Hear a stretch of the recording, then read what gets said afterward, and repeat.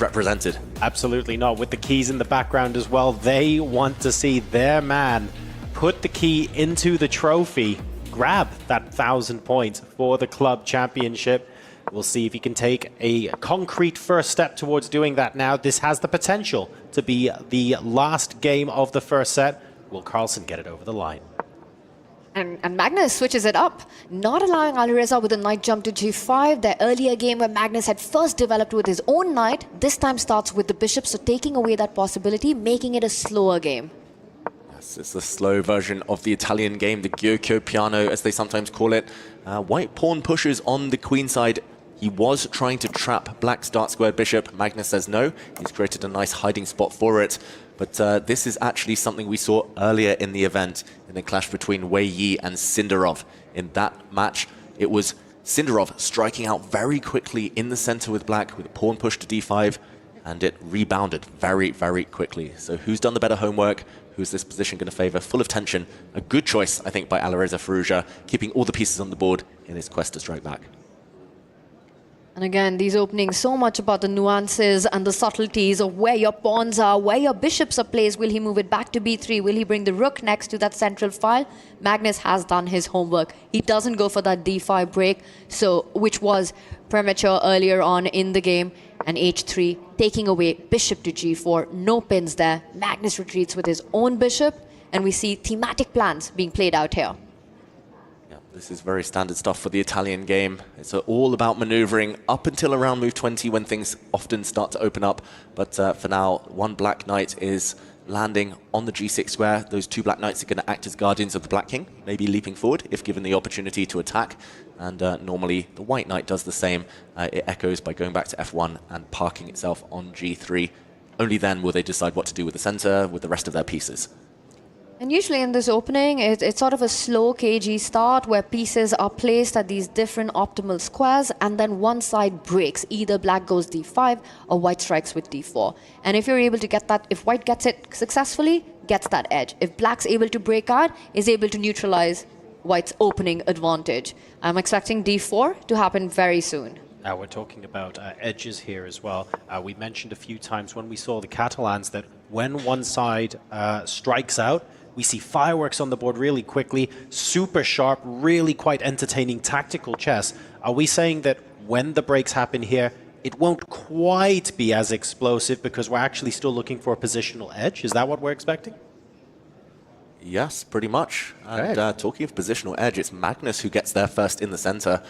Normally white, because it's so symmetrical and you get the honor of the first move in chess, you were the first one to occupy the center, but Magnus, he's trying to use some tactics in his favor to get there. And here, breaking the tension with white might just backfire. Alireza Firouzja, he has options, but if he takes the pawn in the center, the black knight retakes. And here, for example, if white tries to continue munching on pawns, we would see a cool tactic after a knight trade. And the rook recapturing. Bishop takes f2. Watch out for this one, everyone at home. Always look for checks and captures. The king retaking would allow a queen check, a double attack, hitting the king, winning the rook on the next move. And Alireza, of course, he dodges that and instead develops his bishop. So watch out for that tactic to persist. Black's sniper on a7, still looking very, very strong. Tanya, it feels like Magnus should be relatively happy with the outcome here. With the black pieces again, right? You get a successful d5 against the Spanish or against the Italian. You are a happy camper. Magnus's knight on d5, now the pawn on e5 defended. And that bishop on a7 is beautifully placed. Always, always targeting the f2 pawn. Queen headed to f6 at the right point. The black knight can jump over to f4 or h4. I think this is a very, very pleasant opening outcome for Magnus. And for Alireza, he can't be pleased with what's just happened. Yes, he's got space on the queen side, but what's next? He's going back to basics, Alireza. I've been watching his game since he burst onto the scene, even before he was a teenager, and he's been playing the Italian game, game in, game out. He went away from it for a few years, but he's back to his favorite opening. That shows he believes that his nature, his style can hit Magnus Carlsen. I'm a little worried, though, because maybe he'll be able to hit against Magnus Carlsen over the board. Unfortunately, he's very close to getting into a 3-minute deficit. And okay, it's 9 versus 6 rather than 4 versus 1. So I don't want to overhype the moment, But if Magnus recognizes this opportunity and continues to play quickly, he now has an excellent way of piling an enormous amount of pressure on Firouzja. In a game, don't forget, he must win. Yeah, and there's so much more to chess. Of course, it's about good moves, but sometimes if you know that you spend a lot of time in the middle game, often choosing openings where you can land 20 quick moves and kind of clarify half the board, that just saves you a bit of time, puts it in the bank for later. Alireza, though, he loves maximum tension. He loves using maximum time and getting down to that adrenaline-packed last few minutes. I think it's time to get concerned about Alireza's clock right now. You know, it's early days in the game, but there are a lot of pieces. Nothing's been traded off, only a set of pawns right now. So a lot of critical positions, decisions do lie ahead here. And it also shows the confidence and the style of the position, the nature of the game that is as right now. For Magnus, I think it just suits him. It's easy play, pieces are developed, no big weaknesses. Alireza, where are those complications? Where is that chaos that he thrives in? It's still a far way off. And the problem is, when and if that does happen, he will not have enough time. Also, let's be honest, happening, you know, the going down on the clock and really struggling under pressure, okay, can be a bit of a coincidence once. But multiple times it's becoming a little bit of a pattern, and it's something that Alireza needs to psychologically break out of. Otherwise, Magnus will continue doing this and using it as a weapon against him all throughout the grand final. If this is what Magnus has to do to win $250,000 and first place at the Esports World Cup, he will absolutely keep doing it. He's got no reason to change anything up. Yeah, Magnus, if it comes down to flagging, he's avoided that option twice now in games 2 and 3. But if it comes down to the final game, the final Armageddon, a flag is the only thing between him and first prize for Team Liquid. Magnus is going to do it. Oh, yeah. Also, I think if at any moment Magnus is behind in a set, he definitely does it. He goes on to play that position 100 out of 100 times, which he did. I mean, there's so much history between these two players, and somewhere, you know, with Magnus's mindset, how he approaches this new generation, the challenge that he truly relishes, playing against Alireza, against Gukesh, Nodirbek.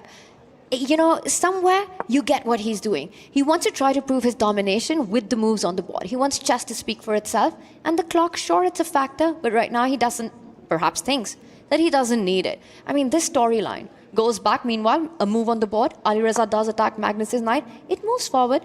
This is starting to get a little tricky for white. And we glimpsed Alireza's screen a moment ago. He just pushed his c-pawn forward 1 square, but his mouse was still hovering over this pawn. It looked like he was getting ready to push it yet again in order to block in Black's dart squared bishop. We talked about that sniper, some tricks in the air.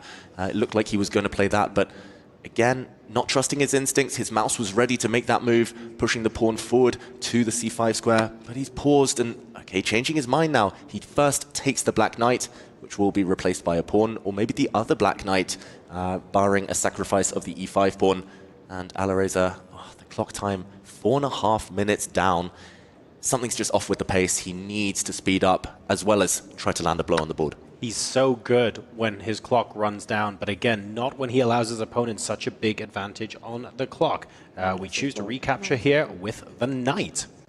And yet another pawn sacrifice, the second time Magnus has offered up this pawn in the center on e5. Again, it feels poisoned, taking the bait like that, especially with a knight near your king, especially with the black dart square bishop poised, feels wrong. I think in the center there, Black's rook would open up, Black's light squared bishop would have jumped out the way, and it would have been disaster. So ultimately, he does play this idea that he was hinting at with his mouse over there on c5. And Black's bishop on a7, not too happy. I do like this last move from Firouzja. He's asking Magnus some questions. So c5 here has the potential to completely lock out that long diagonal for the bishop. If you really wanted to lock it down, which I don't think he needs to at this time, you could even push a5 to drive the point home. The light squared bishop on a great square, which is probably why it instantly gets traded off. And yeah, Magnus not particularly happy with the lack of scope for the dark squared bishop in the long run. Why not lash out at this straight away? This is getting fun now because there's a lot of tension on that left flank, but also big knight jumps on that right side as well of the board. The white knight also heading to f5, but I like this approach by Magnus. He's targeting the base of that mini pawn chain to try to activate his bishop on a7. The one move you definitely don't want to make is pawn takes pawn. You double up the a-pawns, you allow the bishop to slide over, pick up the c5 pawn, and come under a lot of pressure on the a-file. And it's under these pressure moments that mistakes happen. And for Alireza, an inaccuracy on the board. He tries to complicate matter under 3 minutes. d4. And a lot of tension there. Which pawn is Magnus going to pick up? Yeah, probably this pawn that's just pushed, given a question mark. I just want to mention, Magnus has not spent over 30 seconds for a single move so far in this game. That one he spends 22 seconds on. He opens up the lines of the rooks. One set of rooks leave the board. I don't really see what Alireza has in mind, though. That whole left flank is exploding. The pawn chain has been eroded. Black's bishop, it's only a matter of time before it gets back into the game, and it's going to come back with full force. The clock situation and board as well against Firouzja. The only explanation for this trade that he allowed and is allowing further on is that he did the rook lift, trying to line up the queen and the rook against Magnus's only semi-weakness, which is going to be the b7 pawn once the trades on b4 happen. Pawn takes pawn, rook takes pawn, trying to get to that, but that weakness is easily defendable by Magnus's rook sliding over. And these moves that you see right now, for example, forcing the knight away, if the knight goes to e6, for example, it's a very natural move because once the pawn on b4 drops, the knight on e6 is naturally attacking the pawn on c5 together with the bishop. So this is playing into Magnus Carlsen's plan. It's making his moves a little bit more natural to make, which is not good when you have less than half the time of your opponent. Yeah, those two white pawns are about to drop off. He's hoping here, Firouzja, to create some counterplay with his own knights, I guess. The white rook and white queen quite active. Magnus frowning. This is Magnus's longest think of the game so far. He knows that he has the advantage, a draw enough as well. And sometimes that's a situation you don't necessarily want to be in, where you're caught in two minds. Do you press an advantage, or do you just try to shore up the defenses? Magnus, meanwhile, what is the most risk-free move? I think that's what he's asking himself. And that's the thing, like, Alireza is in a must-win game right now. It's a dead man's draw for him. It's as good as losing. So he needs to, even if he doesn't want to, create these dynamics on the board, even if that means objectively he'll end up in a worse position. He's ready to sacrifice material to get that piece activity, whether it's a knight planted on d6 or the open b line for his rook or queen. Alireza wants a fight, and Magnus ticking down on the clock. I think almost breathing a sigh of relief that Magnus is taking so long, trying to work out how it's possible to maybe put the result of this game beyond doubt. It's also giving Alireza plenty of time to think. You can see he's not hunching his shoulders quite as much as before. He's been able to use Magnus's time to hopefully calculate some of the moves that he's going to play too. I'm not sure it's enough to get him to play nice and freely, but you have noticed a slight change in his demeanor over the last 30 seconds or so. Definitely, and there we go. Magnus doesn't play the best move according to the eval bar. Question mark appears, but he's trying to play safety first chess. We cannot blame him for that, and there we go. Alireza knows a rook trade would guide this game closer to a draw. That's not enough, so he has to gamble. He has to speculate here. He keeps the rooks on. But crucially, he did it instantaneously. He's going to have to do that for a bunch more moves. Big tension on the clock and the board. Rook e4, this does allow Magnus to again trade on b4 if he so wants. Magnus, he slows down, he does take. After rook takes pawn, that rook on d8 can slide one step forward and defend that b7 pawn. And still the attack on Alireza's weakness on c5 continues. Alireza, he played the previous move instantly. He's gone back into the tank here. About 15-20 seconds invested and counting. Problem is that black bishop is so close now to breaking its way back into the game. The black knight coming back. The white knight's so far unable to get in. You know, if you have to beat Magnus Carlsen, then you need to make the most of every single aspect and element of the game. You have to be up on the clock. You have to play the opening perfectly. Middle game, try to complicate things. End game, technique on point. And so far, the biggest problem in this match for Alireza has been the clock. Because in those final moments, we've seen the blunders happen. It's beginning to look like the way to beat Alireza in this grand final is to give him choice. Because that is what Magnus Carlsen is using against him right now. I'm going to give you choices where you're trying to calculate when maybe the position and your clock certainly is calling for you to use your intuition a little bit more. Otherwise, you risk making mistakes in another minute. And it seems like 10 times out of 10, Alireza is choosing to hard calculate instead of trusting his intuition, which is odd because his intuition is so good. That's the reason why he is such a beast when his time gets low. Exactly, Mr. Intuition, and right now Magnus has won a pawn. The black bishop is out. Most importantly, if the white rook goes to the top of the board with a check, the black bishop can drop back and block. That doesn't look super healthy for Magnus, but it's only temporary, and the black bishop is going to save the day.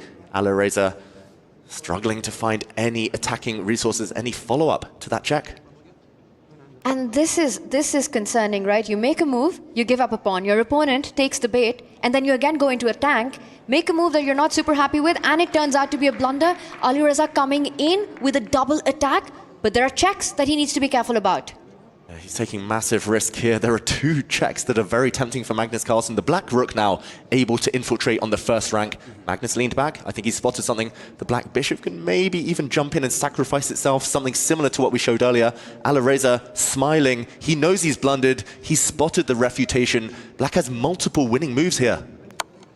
And Magnus starts with a flashy bishop takes pawn check on the board, and if this is captured, the knight will jump in with a check, forcing white's king to disconnect with the knight on g3. Knight d3 coming in, queen takes, knight coming in. Alireza cannot believe it. He is the master of tactics, but he's the one on the receiving end of this one. Magnus, super sharp today. He's under 1 minute. He's got only a few seconds left. And look at this, walking forward with his king. He's now down 2 pawns, but this white king is simply not going to survive. The black king, in the meantime, protected by its army. The pawn will block now.